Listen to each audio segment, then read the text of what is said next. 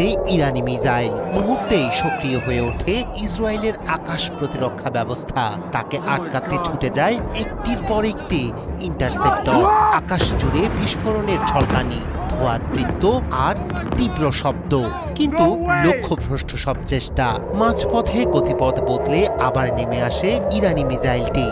শেষ পর্যন্ত ভয়ঙ্কর বিস্ফোরণে কেঁপে ওঠে ইসরায়েলের মাটি। এতে ইসরায়েলের শক্তিশালী প্রতিরক্ষা বলয় নিয়ে প্রশ্ন তুলেছেন বিশ্লেষকরা। মঙ্গলবার গভীর রাতে ইসরায়েলের মধ্যাঞ্চলের আকাশে দেখা গেল ইরানি মিসাইলের সক্ষমতা। তেল আবিবের সামরিক ও কৌশলগত স্থাপনা লক্ষ্য করে ইরান থেকে আলোর বেগে ধেয়ে আসে একটি ব্যালিস্টিক ক্ষেপণাস্ত্র।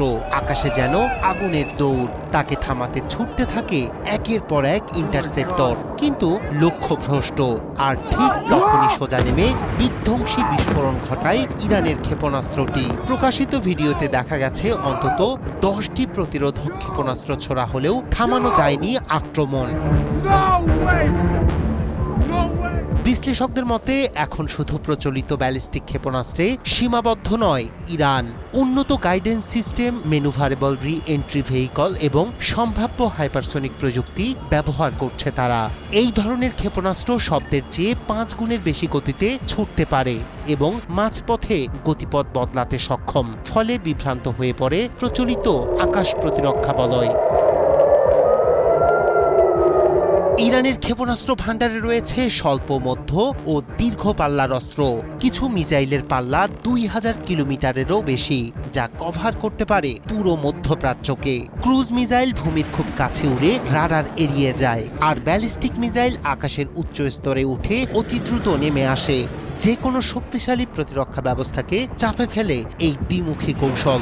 ইসরায়েলের বহু প্রচারিত আকাশ প্রতিরক্ষা ব্যবস্থা এবং মার্কিন ঘাঁটির সুরক্ষা বলয়ও একযোগে ছোড়া বিপুল সংখ্যক ক্ষেপণাস্ত্রের চাপে দুর্বল হয়ে পড়েছে, এমনটাই দাবি বিভিন্ন সূত্রের।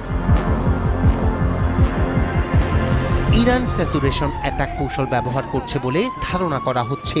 একই সময়ে বহু ক্ষেপণাস্ত্র নিক্ষেপ করে প্রতিরক্ষা ব্যবস্থাকে ব্যস্ত ও বিভ্রান্ত করা হয়। যখন রাডার ও ইন্টারসেপ্টর একাধিক লক্ষ্য সামলাতে হিমশিম খায়, তখনই একটি বা একাধিক মিসাইল ফাঁক গলে আঘাত হানে। এই সক্ষমতা শুধু তাৎক্ষণিক ধ্বংসযোগ্য নয়, কৌশলগত বার্তাও দিচ্ছে। দীর্ঘ পাল্লা, উচ্চগতি এবং নির্ভুলতা সব মিলিয়ে যুদ্ধের গতিপথ বদলে দিচ্ছে ইরানের নতুন প্রজন্মের এই মিসাইল শক্তি। বিশ্লেষকরা বলছেন, ইসরায়েলের আকাশে যে আগুনের রেখা দেখা যাচ্ছে তা শুধু একটি মিসাইল নয়, এটি মধ্যপ্রাচ্যের শক্তির সমীকরণ বদলে দেওয়ার ইঙ্গিত।